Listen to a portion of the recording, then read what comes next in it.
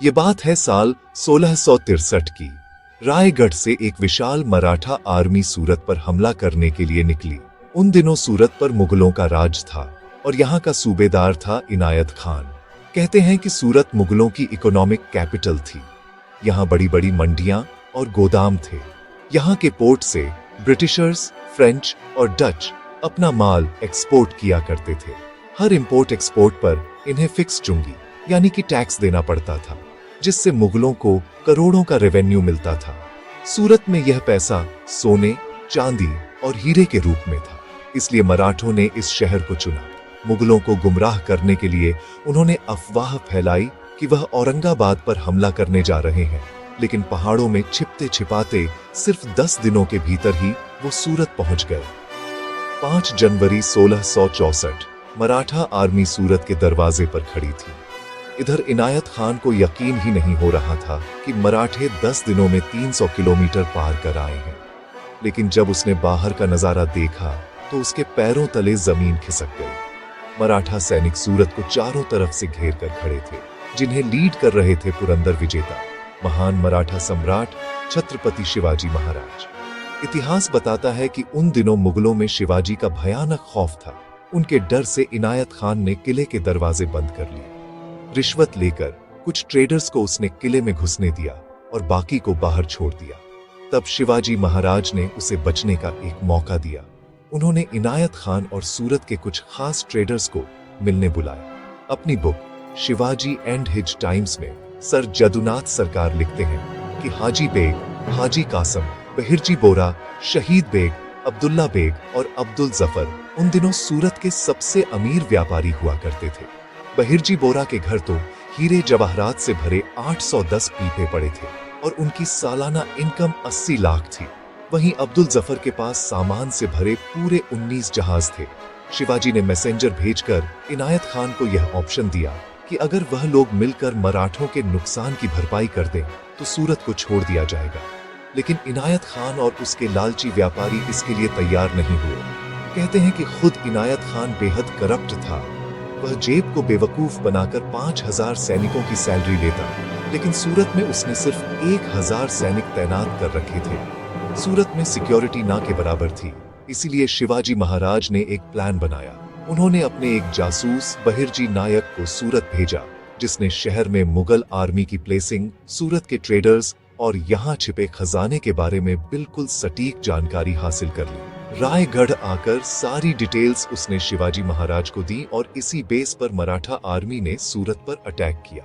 इनायत खान के हरजाना देने से मना करने पर मराठा आर्मी शहर में जा घुसी, जहां से उन्हें इतने हीरे जवाहरात मिले कि 3000 कोठरियां भर गई। ये खजाना लेकर मराठा आर्मी रायगढ़ वापस लौट गई, लेकिन तब भी इनायत खान ने किले के दरवाजे नहीं खोले। कहते हैं कि इस दौरान सूरत में इतनी भयानक आग लगी थी कि रात में सूरज सी रोशनी हो गई और दिन में काले धुएं के कारण अंधेरा छा गया। फिर भी इनायत खान बाहर नहीं आया। 17 जनवरी को जब एक और मुगल सूबेदार महाबत खान सूरत पहुंचा, तब पूरे 8 दिनों बाद जाकर इनायत खान किले से बाहर निकला, जिसे देख लोगों का गुस्सा 7वें आसमान पर जा पहुंचा।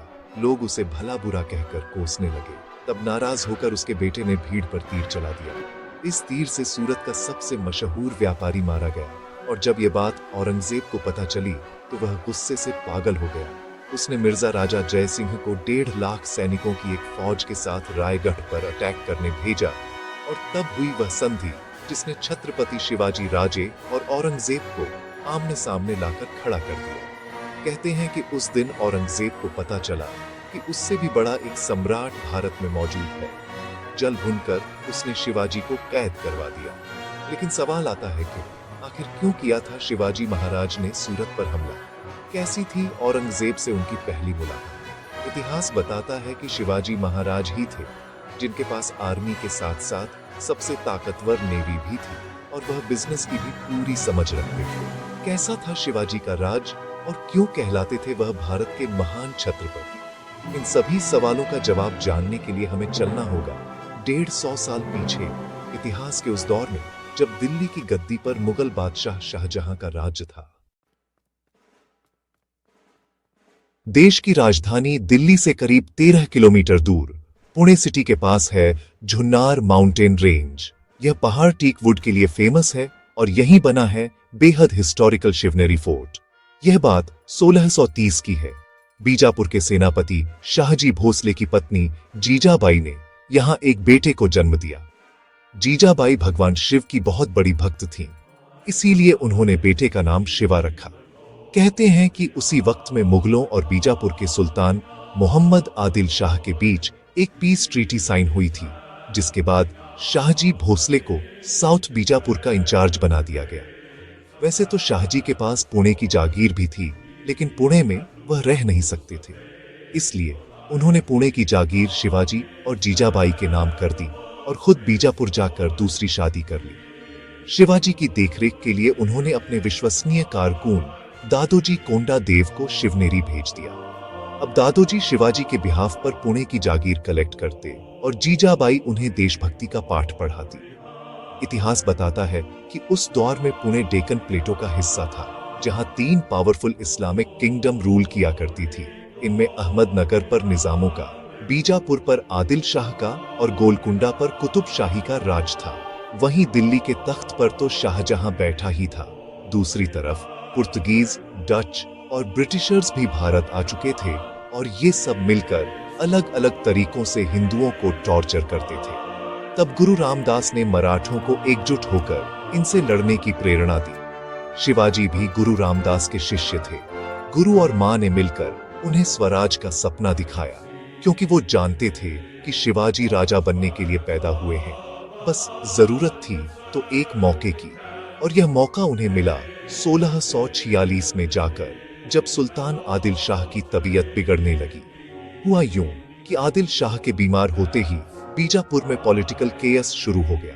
इधर दादोजी कोंडादेव भी दुनिया छोड़ गए, जिसके बाद पुणे की जागीर शिवाजी महाराज को मिल गई। अब मौका था आदिल शाही से छुटकारा पाने का, इसलिए उन्होंने तोरणगढ़ फोर्ट पर अटैक करने का प्लान बनाया। तोरणगढ़ को प्रचंडगढ़ भी कहते थे। इस किले में आदिल शाह का एक बड़ा खजाना था, लेकिन इस पर अटैक करने के लिए शिवाजी के पास कोई आर्मी नहीं थी। ऐसे में मावल गांव के लोगों ने उनका साथ दिया। कहते हैं कि मावल के लोग पक्के देशभक्त थे। शिवाजी ने इन्हें एकजुट कर अपनी छोटी सी आर्मी मावल सेना बनाई और तोरणगढ़ फोर्ट पर अटैक कर दिया। महज 16 साल की उम्र में उन्होंने तोरणगढ़ फतेह कर लिया, और यहाँ से जो खजाना हाथ लगा उससे 2 साल के भीतर ही पुरंदर, कोंढाणा, सुपा, बारामती, इंदापुर और चाकन जैसे फोर्ट्स भी जीत लिए। इसके बाद शिवाजी महाराज ने रायगढ़ को अपनी राजधानी बनाया और लगातार बीजापुर के दूसरे ठिकानों पर अटैक करते रहे। उन्हें रोकने के लिए आदिल शाह ने उनके पिता शाहजी को भेजा, लेकिन शिवाजी कहां रुकने वाले थे। नाराज होकर आदिल शाह ने 1648 में शाहजी को ही अरेस्ट करवा लिया। तब शिवाजी ने बीजापुर पर अटैक करने बंद कर दिए। 6 साल तक उन्होंने अपना विजय अभियान रोक कर रखा। पिता को छुड़ाने के लिए कोंढाणा फोर्ट भी उन्होंने आदिल शाह को दे दिया, जिससे खुश होकर उसने शाहजी को रिहा कर दिया। लेकिन शिवाजी बीजापुर पर फिर अटैक करने लगे। तब नया सुल्तान आदिल शाह II परेशान हो गया। उसने दरबारियों की एक मीटिंग बुलाई, जिसमें बीजापुर की बड़ी बेगम साहिबा ने ललकारते हुए पूछा कि क्या विजयपुर में ऐसा कोई शख्स नहीं है जो शिवाजी को कुचलने की ताकत रखता हो। जवाब में अफजल खान चिल्लाया, शिवाजी कौन है? मैं उसे यहां जंजीरों से बांध कर लाऊंगा, और ऐसा करने के लिए मुझे अपने घोड़े से नीचे उतरने की जरूरत तक नहीं पड़ेगी। ये बात सुनकर बड़ी बेगम मुस्कुराई, क्योंकि अफजल खान उनका खासा खास था। सुल्तान आदिल शाह की मौत के बाद बड़ी बेगम ने 3 मर्डर करवाए थे, जिनमें से एक अफजल खान ने किया था। उसका असली नाम अब्दुल्लाह भट्टार था। शिवाजी महाराज की फैमिली से उसकी पुरानी दुश्मनी थी। उसी ने शिवाजी के पिता शाहजी को कैद किया था, और शिवाजी के बड़े भाई संभाजी के मर्डर में भी उसी का हाथ था। वह धोखेबाजी से जंग जीतने में माहिर था। मोहम्मद आदिल शाह पर लिखी बुक मोहम्मद नामा के मुताबिक अफजल खान ने सिरा के राजा कस्तूरी रंगा को दोस्ती का झांसा दिया और अपने कैंप में बुलाकर धोखे से उनका मर्डर कर दिया था। इस बार भी बड़ी बेगम ने उसे दोस्ती का नाटक करने की सलाह दी, जिसके बाद 1657 में 10,000 सैनिकों की आर्मी लेकर अफजल खान शिवाजी पर अटैक करने निकला। कहते हैं कि उसने वाई की तरफ से आगे बढ़ना शुरू किया। रास्ते में पंढरपुर के मंदिरों को तोड़ते हुए उसने पुजारियों और किसानों को लूटा, ट्रेडर से जबरदस्ती वसूली की और लोहे का एक पिंजड़ा भी बनवाया, क्योंकि चलने से पहले उसने बड़ी बेगम से यह वादा किया था कि वह शिवाजी को पिंजरे में बंद करके बीजापुर लाएगा। हालांकि वह नहीं जानता था कि इस बार उसका सामना शेर से होने वाला था। इतिहास बताता है कि जब शिवाजी को पता चला कि अफजल खान आ रहा है तो वह प्रतापगढ़ के किले में रहने चले गए। उन्होंने दिखावा किया कि वह अफजल खान से डर रहे हैं, जिससे ओवर कॉन्फिडेंट होकर अफजल खान प्रतापगढ़ फोर्ट को घेर कर बैठ गया। अब दिन प्रतिदिन करके 2 महीने बीत गए। अफजल खान की बेचैनी बढ़ने लगी। तब उसने एक प्लान बनाया और कृष्णाजी भास्कर कुलकर्णी को मैसेंजर बनाकर शिवाजी के पास भेजा। शिवाजी ने कृष्णाजी का जबरदस्त वेलकम किया और उन्हें स्पेशल पैलेस में रखा। फिर उन्होंने अफजल खान का लेटर पढ़ा, जिसमें लिखा था, तुम्हारे पिता मेरे बहुत अच्छे दोस्त रहे हैं, इसलिए तुम मेरे लिए अजनबी नहीं हो। उन्होंने वादा किया कि अगर शिवाजी आदिल शाह के आगे सरेंडर कर देते हैं तो वह साउथ कोंकण में शिवाजी की जागीर और किलों को ऑफिशियल करवा देगा, साथ ही उन्हें आदिल शाह से भी मिलवाएगा। कहते हैं कि लेटर पढ़कर शिवाजी ने खुश होने का नाटक किया, लेकिन रात में उन्होंने कृष्णाजी से सीक्रेट मीटिंग करके अफजल खान की प्लानिंग का पता लगा लिया। इसके बाद उन्होंने अपना प्लान तैयार किया और अफजल खान को एक लेटर में लिखा, आपने कर्नाटक के सभी राजाओं पर जीत दर्ज की है। मेरे प्रति आपने जो दयालुता दिखाई है वह बड़ी चीज है। आप इस दुनिया के अनमोल रत्न हैं, इसमें जरा सी भी धोखाधड़ी नहीं है। अगर आप इस जंगल का वैभव देखना चाहते हैं तो जावली आकर इसे खुद अपनी आंखों से देखें। अगर आप आते हैं तो मैं अपने हाथों से अपनी तलवार आपके सामने पेश करूंगा। यह लेटर पढ़ अफजल खान को लगा कि शिवाजी उसके चंगुल में फंस गए हैं, जिसके बाद 10 नवंबर 1659 को दोनों की मीटिंग फिक्स हुई। इसके एक दिन पहले ही मराठा सैनिक जंगल में जा छिपे। प्लान यह था कि अगर अफजल खान धोखा करेगा तो तोप से गोला फायर करके सिग्नल दिया जाएगा। सिग्नल मिलते ही मराठा आर्मी को अफजल खान पर अटैक करना होगा। कहते हैं कि अफजल खान को जरा सा भी शक ना हो, इसलिए शिवाजी ने उसके वेलकम की जबरदस्त तैयारियां की। उन्होंने प्रतापगढ़ फोर्ट के बाहर एक शामियाना लगवाया, फर्श पर बेशकीमती कालीन बिछाए, शामियाने की छत को दुल्हन की तरह सजवाया और अफजल खान का वेलकम करने के लिए वो खुद एक पोर्च पर खड़े हो गए। डेनिस किनकेड लिखते हैं कि अफजल खान को देख शिवाजी सीढ़ियों से नीचे उतरने लगे।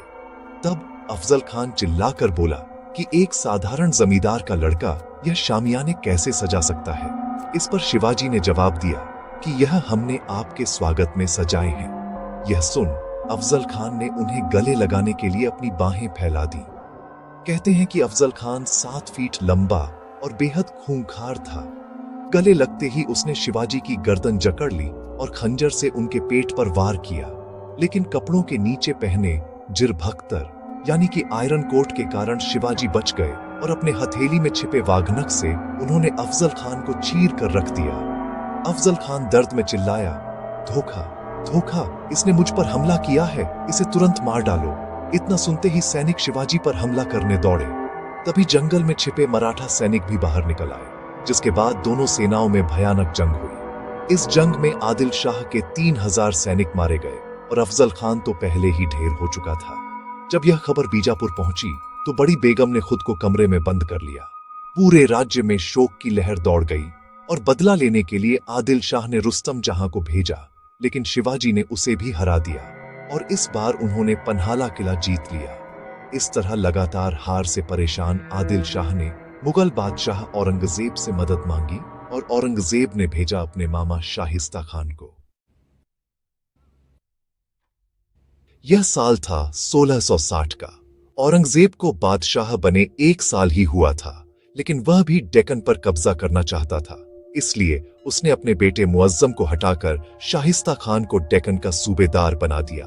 25 फरवरी 1660 अहमदनगर से 1.5 लाख की आर्मी लेकर शाहिस्ता खान पुणे पर हमला करने निकला। रास्ते में उसने भी जमकर तबाही मचाई और मराठों के कई किले जीतने के बाद उसने पुणे फोर्ट पर कब्जा कर लिया। यहाँ वो लाल महल में रहने लगा, जहाँ शिवाजी का बचपन बीता था। उसकी मदद के लिए औरंगजेब ने जोधपुर के महाराजा जसवंत सिंह को भेजा,